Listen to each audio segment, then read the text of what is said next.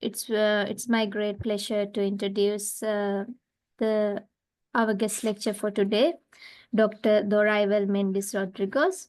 Dr. Dorival Mendes Rodrigues is a cancer researcher interested in elucidating the signaling pathways promoting tumorigenesis driven by tyrosine kinase receptor activation and EVs. He obtained his PhD in molecular biology in 2018 from Federal University of Sao Paulo, Brazil. And in 2020, he joined as a postdoctoral fellow at the Department of Medical Biochemistry and Microbiology at Uppsala University. He is the current coordinator of the Swedish Extracellular Vesicle Network. And today, Dr. Dorival will speak to us about how the TGF-beta induces cholesterol accumulation to regulate the fate of tumor-derived extracellular vesicles. Dr. Dorival, the floor is yours. Thank you, Sebastian. Thank you for this kind introduction. So yeah, today you guys are going to hear about TGF-beta inducing cholesterol accumulation to regulate the secretion of tumor-derived extracellular vesicles and how we came with this story. So I'd like to start this talk in comparing the EV machinery for biogenesis with orchestra. So just like in orchestra, we have different musicians with different instruments conducted by this fellow, the conductor. And then at the end, we have this nice and tuned song from all these different instruments. And similarly, in the EV biogenesis, we have different pathways that can act together in order to regulate the biogenesis of what we call extracellular vesicles or EVs. So we have this core machinery, which comprises more than 40 proteins, lipid metabolism, especially cholesterol, and also the transponins. And we also have Rodrigues bases, which will drive the trafficking of endosomes through the cells. So the EVs that come from endosomal compartments. So once this smooth vesicular body is maturated, it will form interluminal vesicles. And once this smooth vesicular body fuses with the plasma membrane, then we have the release of exosomes. We also have the budding of the plasma membrane, and these EVs are what we call as macrovesicles. And altogether, these EVs, the major function of them is to mediate intercellular communication. And this is because these EVs, they carry bioactive molecules, such as RNAs, proteins, metabolites, carbohydrates. And bringing it back to the cancer context, tumor cells, they secrete a lot of EVs. And EVs derived from tumor cells, they affect the tumor microenvironment and can induce malignant phenotypes. It can promote immune escape, formation of angiogenesis, promote EMT, the epithelial mesenchymal transition, formation of new pre-metastatic niches. It can also induce treatment drug resistance and also disrupt the vascular barrier. So one of the cargo that the EVs can carry, and this is quite well established, is TGF-beta. So TGF-beta carried by EVs once presented to the receptors can induce the activation of the signaling. So either on the EVs or circulating TGF-beta binding to the receptors, we will induce the SMAD pathway. So this SMAD pathway, it's unique for the TGF-beta signaling. And but besides SMAD, TGF-beta signaling can also activate RAS, MEK, ERK, PI3K, AKT, and other pathways as well, that altogether we modulate the expression of genes that can also play a role for tumorigenesis. However, what we don't know really well is whether by activating TGF-beta signaling, we could have an impact on the machinery of EV's biogenesis. So what we know is that, and others have done before, so lung fibroblasts stimulated with TGF-beta, they were secreting more EVs in comparison to non-stimulated lung fibroblasts. However, in pulmonary artery smooth muscle cells, there was no such effect of TGF-beta stimulation, inducing these cells to release more EVs. So this seems to be context dependent on the TGF-beta signaling. And we bring back to the cancer context. So now our question is, whether by activating TGF-beta signaling, this could have an impact on tumor cells that could affect the EV's release in these cells? So this is one question. And if it is affecting the EV's release, could also affect the cargo of these EVs. And by having different cargo, could these EVs play a different role in the recipient cells that are present in the tumor microenvironment? So consider in breast cancer, where TGF-beta protein levels correlates with poor overall survival of these patients. If this is true, if TGF-beta affects how these tumor cells are secreting EVs, this could be a new mechanism of how TGF-beta assists the tumors to become more aggressive. So with this short introduction, now we'll go through this road where we have TGF-beta, and then we try to understand how this could have impact on EVs secreted by tumor cells. So the first thing that we did was to confirm such an effect of TGF-beta on the EV secretion. So here we have a panel of 3 breast cancer cell lines, 2 triple negative and 1 basal. And these cells, they're simulated with TGF-beta for 48 and 120 hours. And then we enriched these EVs based on tangential flow filtration. So this is what we call the vesicular secretome fraction. And we measured the nanoparticles in this VSF by NTA. So simulation with TGF-beta does not affect the size of these EVs, but it does induce significantly an increase in the EV secretion in comparison to the respective control. In the presence of TGF-beta receptor inhibitor, which block the activation of the signaling, we also had no impact on the size of the EVs, and we efficiently blocked how TGF-beta was inducing EV secretion in these cells. We confirmed that TGF-beta was inducing EV secretion in another panel of cells, including lung cancer cells, also another basal breast cancer cell, breast epithelial cell, and a breast normal fibroblast cell, patient-derived. So in all of these cells, we had TGF-beta increasing the secretion of EVs in comparison to the respective control. So we perform further characterizations for these EVs present in the VSF. We confirm that we had EVs by cryo-electron microscopy and also by transmission electron microscopy. And we also used another additional two approach to enrich EVs from the VSF. One was based on the presence of the transponin CD81. So we had beads coated with antibodies for CD81, and then using these beads, we could capture EVs that were positive for CD81. And we also used a lipid-based affinity to ganglioside GM1. So we use a choletoxin chain B, which has high affinity for GM1, and you could capture the GM1 positive EVs. We confirmed that we also had more EVs based on the upon simulation with TGF-beta based on the presence of EV markers such as TSG101 and the transponin CD81, CD9. Once we simulate the cells with TGF-beta and we compare to the control, and also for the CD81 EVs and for the CTB EVs. So we also try to understand a little bit the kinetics of this.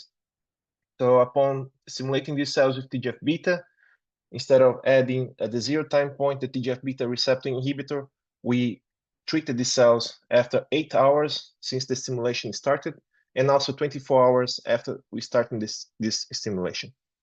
So this had no impact on the size of the EVs. However, if we treat the cells with this chemical inhibitor 8 hours after the stimulation of TGF-beta, we can successfully block the TGF-beta induction of EVs release.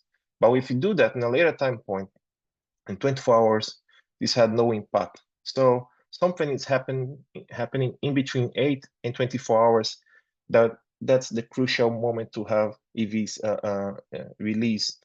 I mean, the induction of EVs released by TGF-beta signaling. So I try to understand this mechanism, and as I said, what's exclusive for TGF-beta signaling is SMAD. So usually we associate TGF-beta signaling to SMAD. So the first thing that we did was to knock down SMAD2, 3, and combination of both, followed by EV isolation. And even though we had the SMAD knockdown, we still had TGF-beta inducing the EV secretion in these cells. And this data is suggesting that how TGF-beta induced EV secretion is not SMAD dependent. But TGF-beta not only activate SMADs, there's also ERK and also AKT and SARC and other pathways that could be activated by TGF-beta signaling. So the first choice was to investigate MEK-ERK signaling. So we use an ERK inhibitor, which successfully blocked phosphorylation of ERK without affecting the induction of phosphorylation of SMADs by TGF-beta signaling. And then we followed by isolating EVs from these cells. So in the presence of the MEK inhibitor, we could efficiently and significantly decrease the amount of EVs secreted by this DAB-MB231. And in the presence of TGF-beta, as expected, the cells, they release more EVs, but in the presence of the MEK inhibitor and TGF-beta, we blocked how these cells were now secreting more EVs. So this data is now suggesting that the mechanism relies on MEK and ERK activation by TGF-beta. There is also a crosstalk of TGF-beta and other signaling pathways, such as the EGFR, which is a potent activator of MEK and ERK signaling. So to show that we don't, for this mechanism, it doesn't rely on this crosstalk, we treated this also different cells. Here I'm showing A549 with EGFR tyrosine kinase inhibitors, gefitinib and lapatinib, which block phosphorylation of EGFR. And in the presence of these drugs and TGF-beta, we still had TGF-beta inducing the phosphorylation of ERK. And as there is a crosstalk, you can also see here that the presence of these drugs affected how TGF-beta was inducing fibronectin expression in these cells. So the drug does affect the crosstalk for TGF-beta in EGFR signaling, but does not block activation of MEK and ERK signaling. So following EV isolation, we confirmed that. So in the presence of these EGFR tyrosine kinase inhibitors, we still had TGF-beta increasing EV secretion when compared to the respective control. So how TGF-beta induced EV secretion seems to rely on MEK and ERK signaling, but how the activation of MEK and ERK signaling could induce EV secretion. So checking for correlation of cancer hallmarks that could be associated with EV secretion and with TGF-beta signaling, we found an interesting hit with cholesterol homeostasis. So the gene signature related to cholesterol homeostasis as a cancer hallmark had a positive and significant correlation with TGF-beta1 expression in breast cancer and also in lung adenocarcinoma patients. And what do we know about TGF-beta and cholesterol? It has been reported by others that in keratinocytes stimulated with TGF-beta, there was an increase in the cholesterol levels in these cells by increasing the expression of HMEG-CoA reductase. And mechanistically, by increasing cholesterol, it works like a negative feedback for TGF-beta signaling. So TGF-beta induces cholesterol, and this cholesterol affects how TGF-beta receptor 1 and 2 are binding to one another. So by increasing cholesterol, you decrease how these receptors are binding to one another, so you shut off the signaling. However, if you look to the map of cholesterol metabolism, this is quite complicated. So this is something that I usually tell to my students. It's like looking to the Tokyo subway map. We have a lot of stations, so you need carefully look to where you should go. So to make life simple, I try to, it's easy if you compare, if you make a map of the cholesterol metabolism, as people in Rio de Janeiro in Brazil, they have the map. So they claim they have 2 lines, but if you are there, you can see this is clearly only 1 line for the subway. So this is what I try to summarize here in this complex cholesterol metabolism.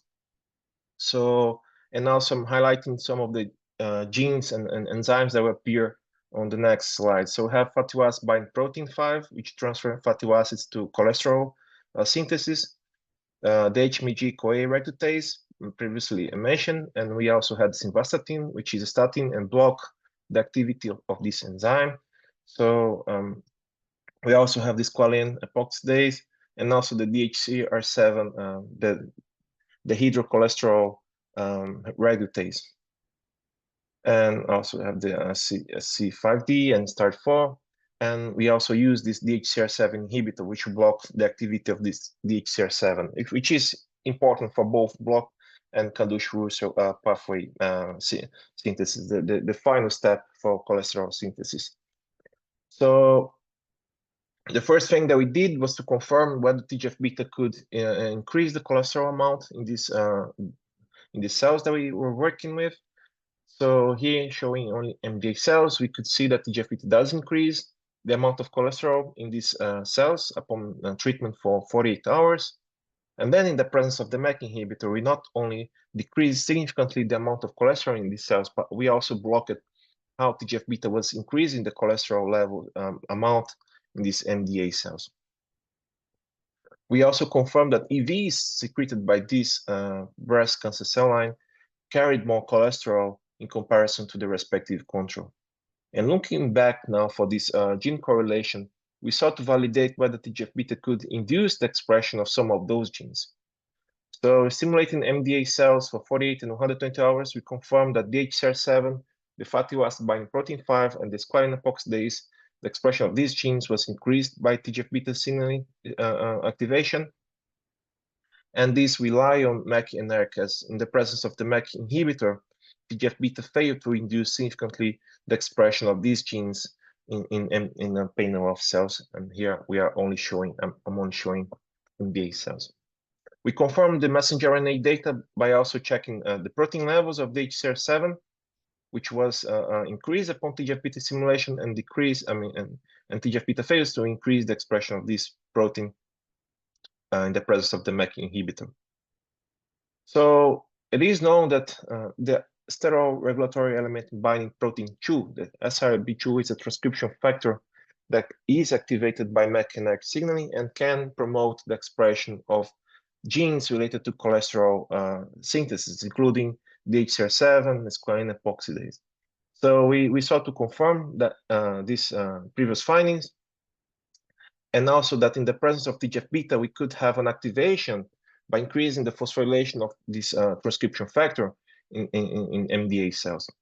So we confirmed that indeed, so TGF-beta increased phosphorylation of SRP2, and the MEK inhibitor decreased phosphorylation of this transcription factor, and in the presence of this MEK inhibitor and TGF-beta, TGF-beta fails now to increase phosphorylation of SRP2. We also explored the kinetics of this phosphorylation induced by TGF-beta. So this is a late event, which also fits with our model when I showed previously by adding the TGF-beta receptor inhibitor in a later time point.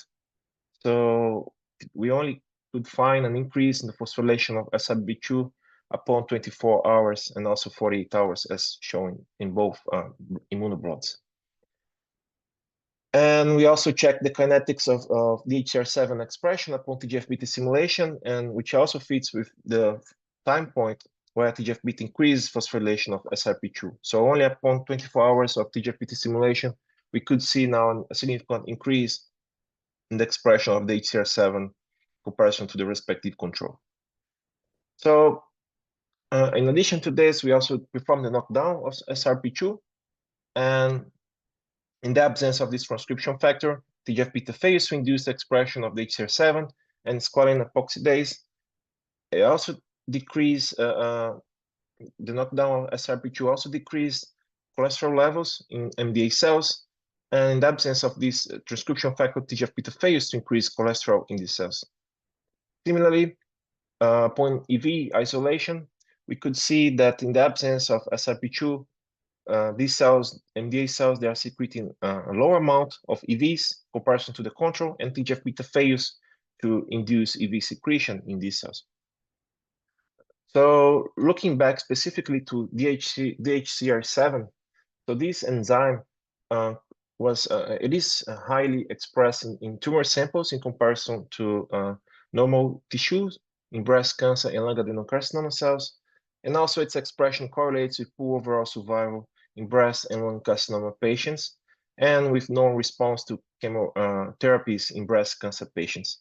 So due to this clinical relevance, we decided to explore a little bit deeper the function of this DHCR7 for EV secretion in the TGF-β context.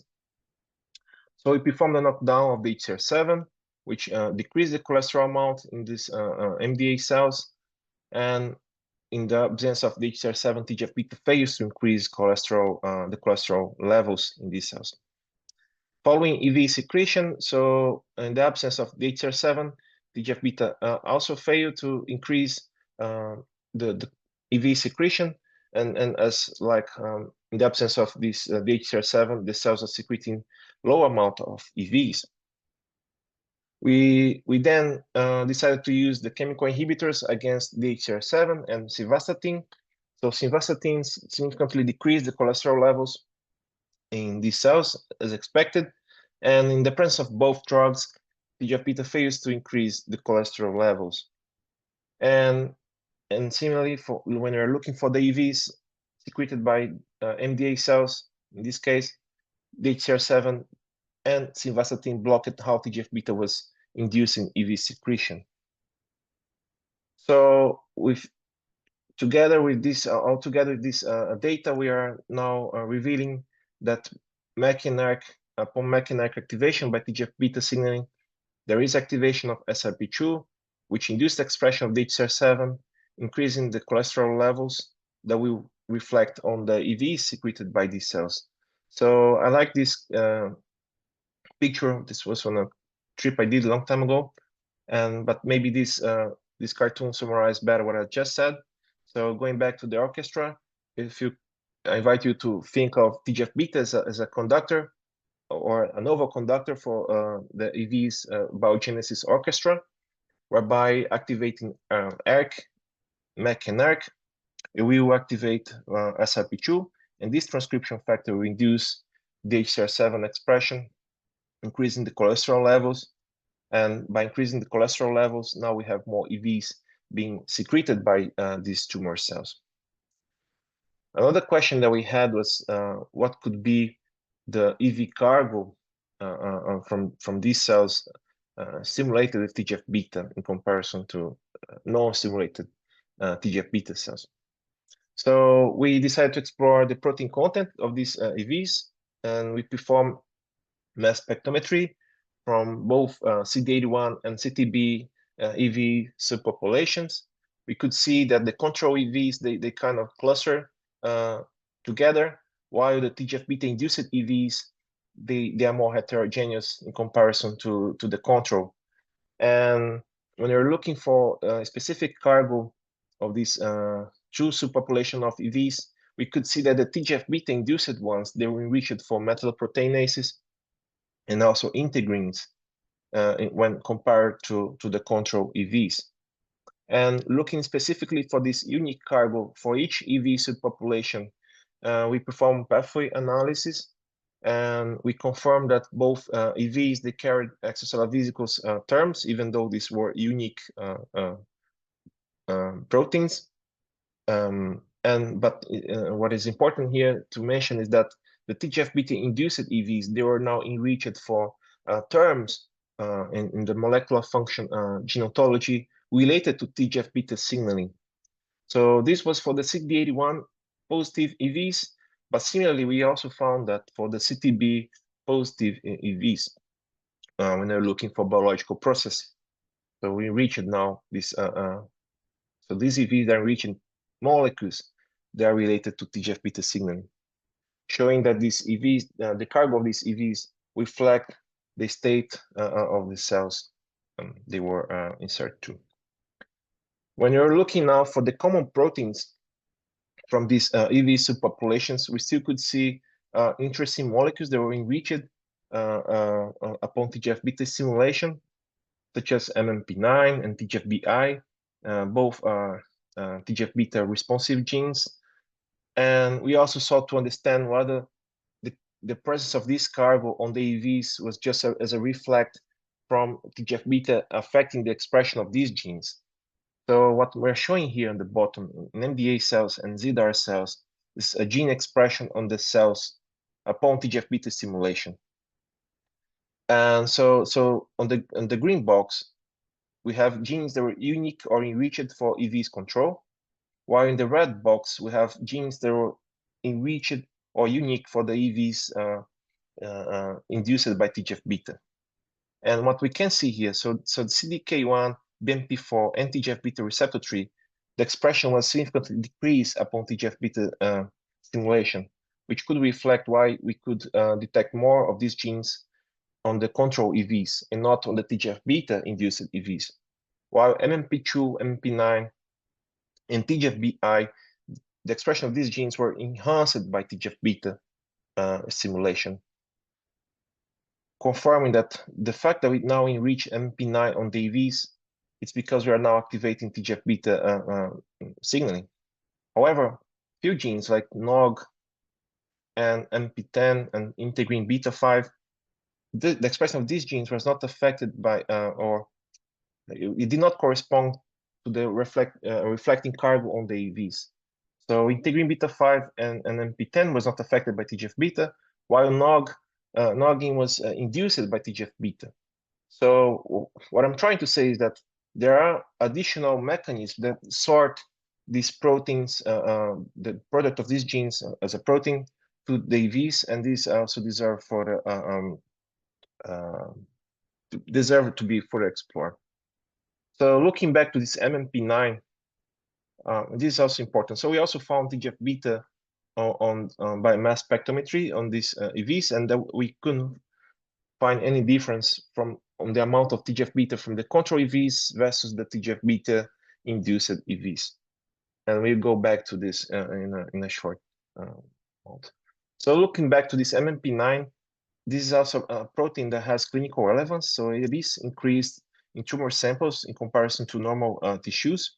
The expression of this MMP9 also correlates with poor prognosis of triple-negative breast cancer and lung adenocarcinoma patients. So because we know these EVs we can find circulating in bloody fluids, and the EV field, this is kind of appreciated to use EVs as a source of biomarkers, because if you look to the plasma, for instance, there are 22 proteins that make up for 98% of the molecular weight in the plasma. So this gives a lot of noise ratio that can affect the detection of viable molecules. However, if we isolate the EVs from the plasma, now we can have a better chance to identify MP9 and predict even in a better, in a more accurate manner, prognosis of triple-negative and breast cancer patients or lung adenocarcinoma patients.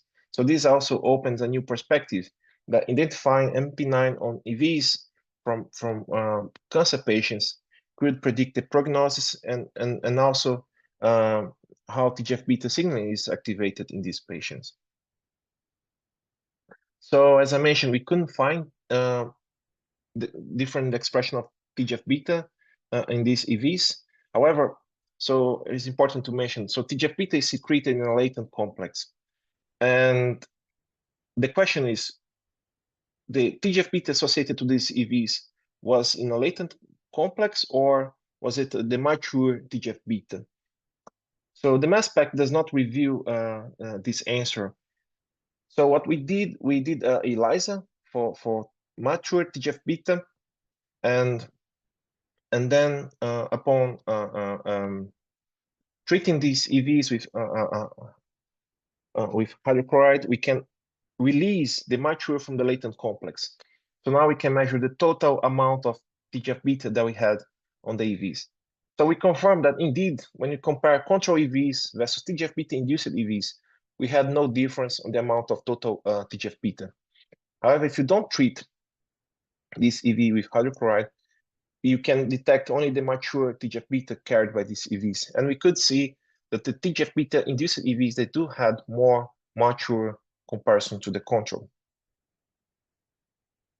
So from this mass spectrometry analysis and ELISA, we now will confirm that even though it's mass, they don't not had a major role for the EV's secretion, they do induce, they can act by inducing the expression of genes that can later be stored as cargo of extracellular vesicles, such as MP9, MP2, integrin alpha 6. And we also confirm that majority of the TGF-beta, which is carried by these EVs, is present in a latent complex.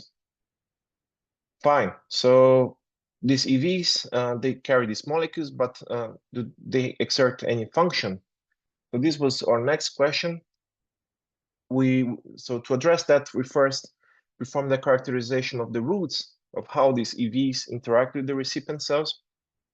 So we label these EVs with a pKh 26, and then we perform colocalization of these EVs in the recipient cells with EA1, early endosomal marker.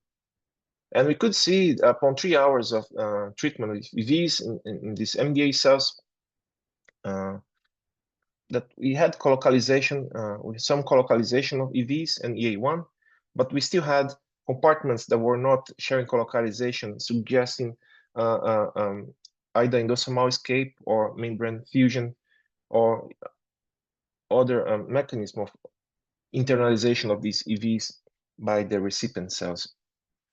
And in a later time point, we could see that these EVs, they were processed by the recipient cells.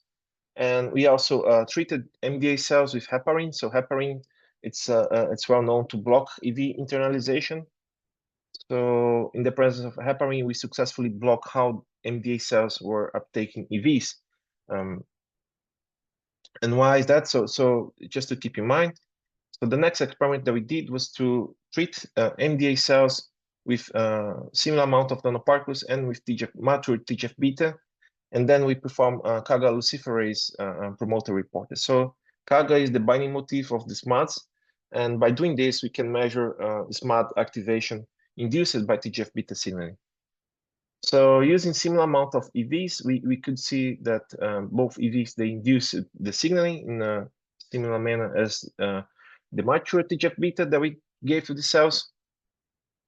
In the presence of heparin, which blocks EVs internalization, we did not succeed to block the activation of TGF-beta signaling by the EVs.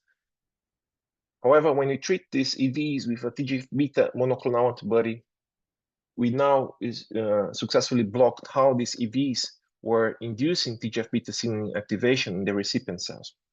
And as expected, in the presence of TGF-beta receptor inhibitor, we blocked how these EVs were inducing TGF-beta signaling activation. So also by using by performing a dose response CAGA luciferase experiment with EVs, we could confirm that 1 billion nanoparticles, which was used here, by using this concentration, we reach a plateau, and which we had there was no difference from the control and TGF-beta induced EVs. So confirming this previous result. But in a lower concentration of EVs, we could see that the TGF-beta induced EVs, they were more prominent, inducing TGF-beta signaling activation in comparison to the control EVs, which could be related to 2 things. So one could be the mature TGF-beta these EVs are carrying, or the metalloproteinases that these EVs are carrying and can promote the latent TGF-beta activation on these EVs.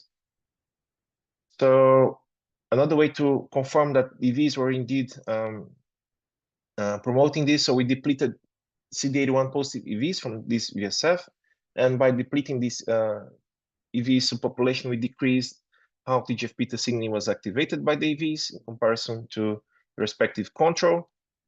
And so going back to this, to the fact that EVs were carrying more metalloproteinases, we sought to understand whether these EVs carrying MMPs could have indeed MP activity. So we perform a gelatinase, collagenase proteolytic activity.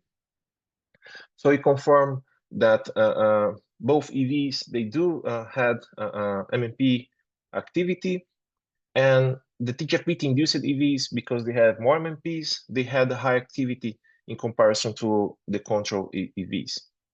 When you deplete CD81 positive EVs from this VSF, we confirm that by decreasing the amount of EVs there, we also decrease metalloproteinase activity as well. And now using an MMP inhibitor, which blocks MMP2, MMP9, MMP14 activity, we could confirm that this drug blocked how the activity of this metalloproteinase and the EVs. So we confirm that these EVs, they carry metalloproteinases with enzymatic activity, and we are now trying to understand whether this the effect of these MMPs could also have an impact on how these EVs were inducing TGF-β signaling activation. So we treated these cells with MMP, the EVs as well, with MMPs inhibitor, and we could confirm that in the presence of this inhibitor, we decreased how these EVs were inducing TGF-β signaling activation in the recipient cells.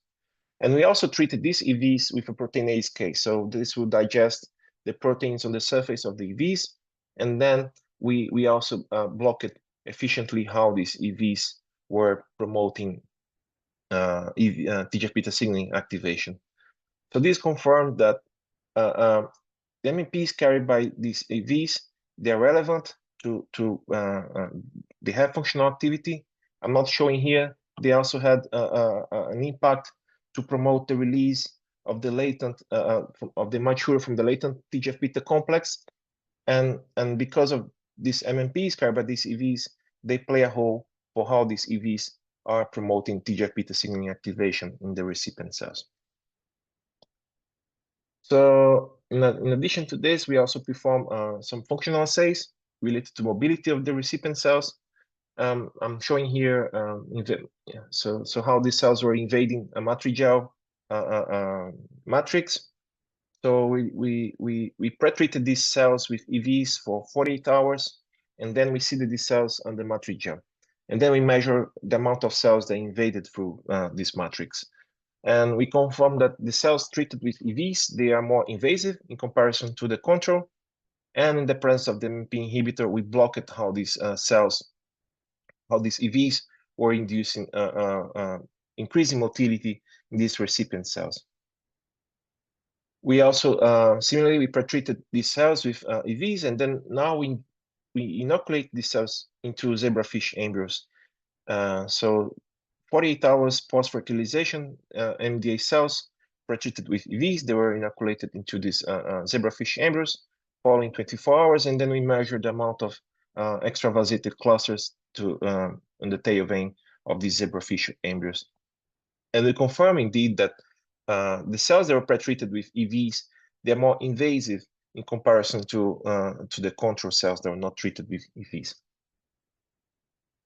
Another malignant phenotype that is induced by EVs is drug resistance. And we confirm indeed that both EVs, they increase drug resistance in the MDA cells treated with doxorubicin or paclitaxel or Taxol. And if we deplete this VSF from the CD81 positive EVs, we decreased significantly how these EVs were promoting drug resistance in the recipient cells. Similarly to the experiment at the top, we also followed MDA cells pre-treated with EVs, but now in the presence of doxorubicin in the zebrafish embryos. And we confirmed that these MDA cells pre-treated with EVs, they're more resistant to the control in this in vivo model. Finally, we also sought to explore whether if we block the pathways that are induced by TGF-β and promote EV's release. So we could, as we show, we decrease the EV secretion by doing this, and we block the TGF-β induced EVs by doing this. So if we block these signalings and blocking how tumor cells are communicating with tumor microenvironment, can we promote a way to sensitize these cells to drug use it clinically against cancer? I mean, to treat cancer patients. So this was then what we did. So we use the MEK inhibitor, the DHCR7 inhibitor, and simvastatin. And in the presence of these drugs, MDA cells, they became more sensitive to both drugs. We also confirm the increase on the cell death by cleavage of caspase-3 and PARP when compared to respective control. And we also sought to validate in a panel of cells, as showing here, ZDAR and A549 cells. So this whole story now was recently accepted for publication in Journal of Experimental Clinical Cancer Research. So TGF-β increases the secretion of EVs, and in these EVs, in a paracrine or autocrine manner, they deliver to recipient cells, which will activate TGF-β signaling and also promote EMT and increase cell motility and also drug resistance. Finally, I also want to thank my supervisors at Uppsala University, so Aris Mustakas, Ali Haldin, and also the collaborators that give me a lot of help to perform this work. So Chris and Mihalis and Dimitris, and of course the funding agencies, and all of you for your attention. And I guess we have time for questions, right? Yeah. Yes, so thank you. Thank you, Dr. Dorival. I think it's a very beautiful study that shows how the TGF-β activation increases the secretion of EVs from cancer cells, and then it supports somehow reprogramming the tumor microenvironment for tumor metastasis. Yeah, the floor is open for questions until, yeah, Suranga, please. Thank you, Dorival. It was very, very detailed and nice story. I'm just curious. So do you your TGF-β one is also very well characterized in other cancers like hepatocellular carcinoma. So do you think that this would do the similar function over there? This is something that specifically you would find with the breast cancers, specifically like triple negative scenario?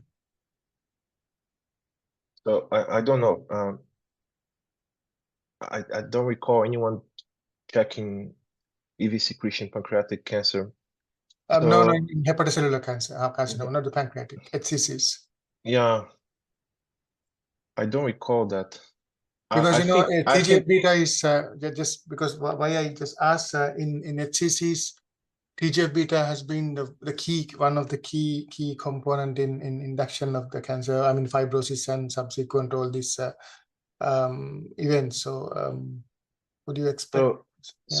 So yes. So then if it does induce EMT and has this oncogenic hole, I would say this would be expected as well in hepatic. In colon cancer, there'll be the opposite. Yeah. In colon cancer, it's TGF-β is suppressive. Yeah.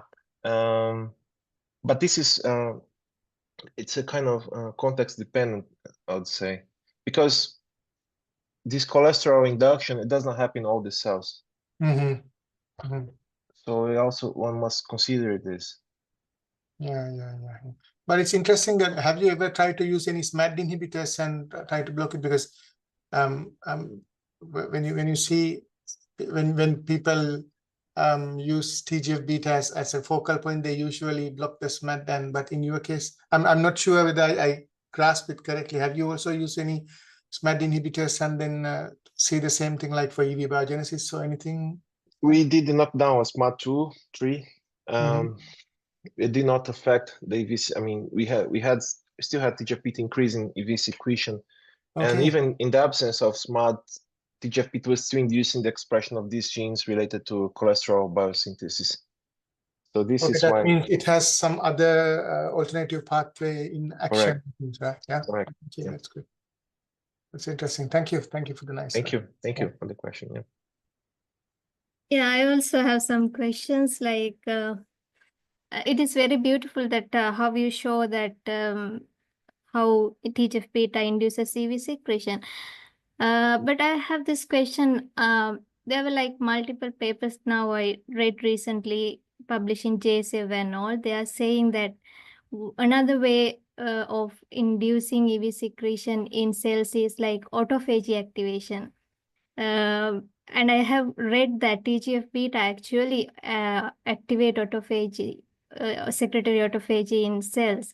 Have you considered this have you read any papers or have you thought of it like that, where the TGF-beta actually induces autophagy in cells that lead to secretion of EVs? Yeah, I thought about that, but I didn't explore. That's a good point. What I mean, what I did was to give transferrin and BSA to the cells, and then I tracked upon TGF-beta stimulation. Of course, these ligands, they don't really need to be taken through autophagy, but tracking endocytosis, for instance, and I couldn't see difference from control versus TGF-beta stimulated. So I couldn't find correlation that now we have more endosomal compartments in the TGF-beta stimulated cells, and therefore we had more EV secretion. But I didn't look specifically to autophagy or even lysosomal function. I didn't check that. Yeah, because in your case, it seems like this takes quite a while in cells to take place. For example, when you induce the cells with TGF-beta, it takes around at least 24 hours, you said, right? Correct, So it's correct. taking quite a time to, but I think EV secretion is quite a very active event and it can happen faster as well. So, but yeah, it's beautiful to see you show all the transcription activation of cholesterol synthesis pathways and everything. So I had this another question when do you think that this cholesterol accumulation can induces formation of more multivesicular bodies inside the cells? Have you visualized it using like microscopy or anything? And then could you prove that these multivesicular bodies are actually bind into the plasma membrane to release new VVs or something? We did transmission microscopy on sections of the cells. We didn't see difference in the amount of multivesicular bodies, and I don't think cholesterol would affect the amount of cholesterol of multivesicular bodies. What it would do is so you have the membrane is more flexible with more cholesterol, so they make more buddings with cholesterol. Okay. So therefore, you could have more interlaminar vesicles and more budding of the plasma membrane. So the cells they want to reestablish the homeostasis because they don't want that amount of cholesterol, and then they get rid of that. The thing is with the transmission electron microscopy that I did just with a section, I don't consider the data conclusive because we don't have the 3D structure. So ideally, what I would like to do is either tomography for cryo-EM or tomography for scanning electron microscopy, so we could have the 3D structure, and then we could count properly the amount of interluminal vesicles that we have then. But with the technique that I did, I couldn't conclude that I had more interluminal vesicles in the multivesicular bodies. Yeah. And you also analyze this EV secreted by TGF-induced cells, and you mainly claim that MMPs are affecting the TGF-beta signaling in the recipient cells. Have you considered about miRNA content also in this EV secreted by TGF-beta induced cells and messenger RNA? You mean? Yeah, microRNA in these EVs. Why did you focus on protein cargo only? So in the field we have this criticism about the amount of microRNAs and RNAs Very that small. these, yeah. So, and by my own experience, I couldn't find much easier function by EVs delivered by proteins and not by RNAs. So when I worked with RNAs and the EVs, I had to overexpress my RNA of interest, or I had to, using microRNA mimics, I had to electroporate my EVs and then load the EVs with microRNAs to see a functional effect. So the first choice for proteins was because of this. So it's more reliable to confirm a functional effect on the protein cargo. And what I'm interested now is to check the lipid content and glycoprotein content of these EVs, and how, if, for instance, if TGF-β could affect the corona formation on the EVs, that could also affect the surface cargo of these EVs. But we had a project in the lab, and we did before RNA sequencing for EVs stimulated TGF-β, and we should soon also have this published as well. It's just that it's much trickier to confirm that you have this RNA delivered to the cells, because the amount is really, really tiny when you compare to the overall amount of RNA in one cell. Yeah, we had this discussion in last MOVE meeting also. Now people are not believing much on RNA action of EVs. And also, when you try to show how the EVs are internalized within the recipient cells, you were using heparin mainly. As far as I understood, there are multiple ways that EVs could be internalized into recipient cells. Why did you just target on heparin as a blocker of EV uptake? Because there are other, endocytosis blockers and everything. Yeah, so the thing is, heparin will block the heparan sulfate chains and activity, and then by doing this, and this has been in the field for more than 10 years. So if you block that, you block the internalization, the general internalization of the EV. So if you use a endocytic, the drug for inhibiting endocytosis will be specific for clathrin or ERNA, you still had the cells uptake. Maybe you will block the acidification of the endocytic compartment, right? So I guess you still had the cells uptaking the EVs, but they don't proceed further. Or am I wrong? Yeah. So I guess I didn't compare. I didn't use baflomycin or any other drug that could block that. In another study that I had in collaboration in Singapore, we were using that to block. But the thing is, with heparin, you block more efficiently how the general internalization will happen.